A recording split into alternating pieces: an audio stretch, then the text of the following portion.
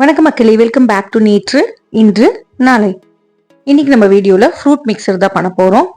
இது ஒரு street popular drink recipe தாங்க. அதை அப்படியே கொஞ்சமா சேஞ்ச் பண்ணி இதுல ஜவ்வரிசி எல்லாம் சேர்த்துட்டு நம்ம பார்ட்டி ஸ்டைல பண்ண போறோம். ஃப்ரூட்ஸ் எல்லாம் அப்படியே கலப்படமா டம்ளர்ல சேர்த்து மேல பாத்தீங்கன்னா பாதாம் மில்க் டாப் அப் பண்ணி தருவாங்க. யூஸ்வலா இந்த மிக்சர் பார்க்கறதுக்கு கொஞ்சம் ஆரஞ்சு கலர்ல இருக்கும் ஃபுட் கலர்னால. இன்னைக்கு நம்ம ஃபுட் கலர்ல அவாய்ட் பண்ணிட்டு நேச்சுரலா பண்ண போறோம்.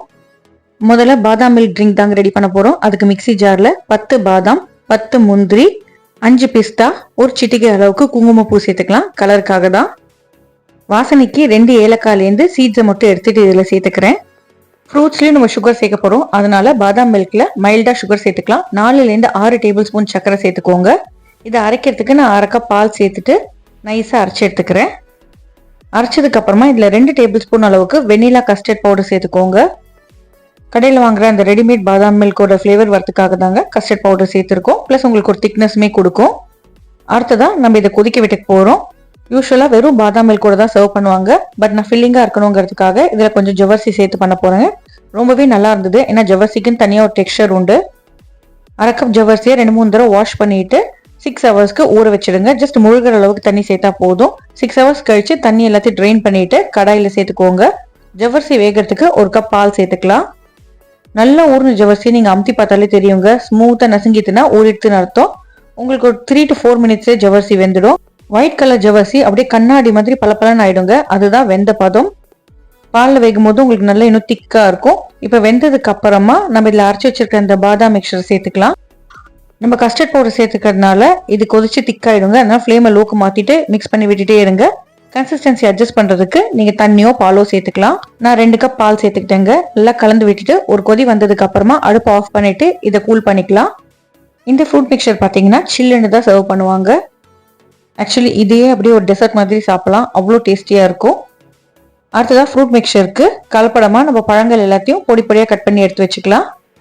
ஃப்ரூட்ஸை பொறுத்த வரைக்கும் அது உங்களோட சாய்ஸ் தாங்க. எதை நீங்க ஜாஸ்தி சாப்பிடுவீங்களோ அதை நிறைய சேர்த்துக்கோங்க, பிடிக்காத ஃப்ரூட்டை கம்மியாக சேர்த்துக்கோங்க.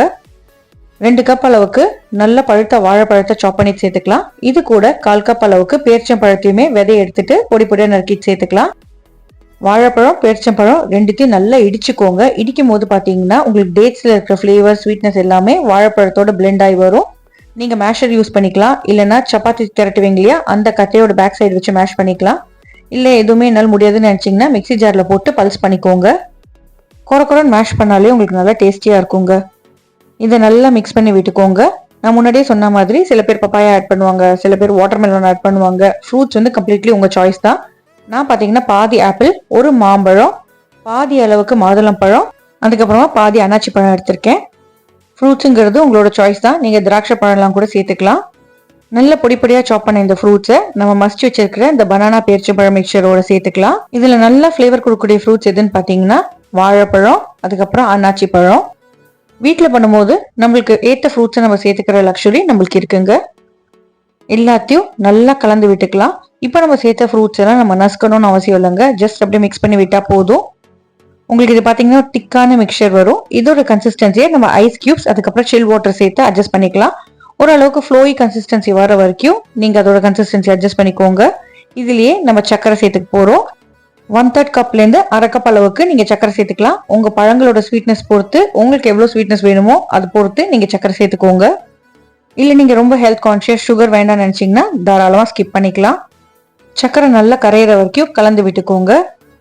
அப்படியே நம்ம டம்ளர்ல எடுத்து போர் பண்ற கன்சிஸ்டன்சிக்கு வரணும் இல்லையா, அதனாலதான் நான் கொஞ்சமா தண்ணி சேர்த்திருக்கேன். இப்போ இதை நல்லா கலந்து விட்டோம்னா நம்மளோட ஃப்ரூட் மிக்சர் ரெடி ஆயிடுங்க. ஜஸ்ட் ரெண்டுத்தையும் அப்படியே அசம்பிள் பண்ணி சர்வ் பண்ண போறோம்.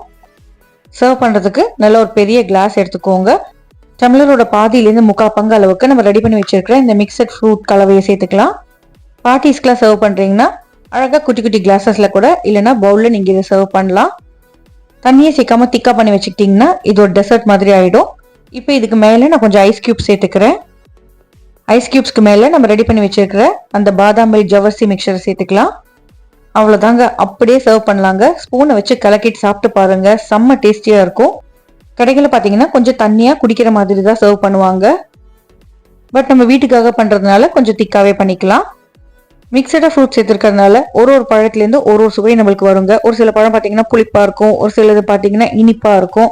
ஸோ எல்லாம் கலந்து சாப்பிடும் போது அங்கங்க நம்மளுக்கு வாயில மாட்டுற ஜவ்வரிசி செம்ம டேஸ்டியான ஒரு ஃபீலை கொடுக்கும். ஃப்ரூட்ஸோட ஃப்ரெஷ்னஸ், பாதாம் மில்கோட ரிச்னஸ் சேர்த்து சாப்பிடக்கூடிய இந்த ட்ரிங்க்கை நீங்களும் உங்கள் வீட்டில் ட்ரை பண்ணி பாருங்கள். பண்ணுறதுக்கு ரொம்ப ஈஸி தாங்க. எப்போது உங்களுக்கு காம்பினேஷன் ஆஃப் நிறைய ஃப்ரூட்ஸ் வீட்டில் இருந்ததுன்னா நீங்கள் இதை தாராளமாக ட்ரை பண்ணி பார்க்கலாம். எப்படி வந்ததுங்கிறத எனக்கு மறக்காமல் கமெண்ட்ஸை சொல்லுங்கள். நம்ம சேனலுக்கு நீங்கள் ஃபர்ஸ்ட் டைமாக வரீங்கன்னா லைக் பண்ணுங்கள், ஷேர் பண்ணுங்கள், சப்ஸ்கிரைப் பண்ணுங்கள். இன்னும் நல்ல ரெசிபியோட உங்களை நாளைக்கு சந்திக்கிறேன். Until then, take care. Bye bye. Thanks for watching.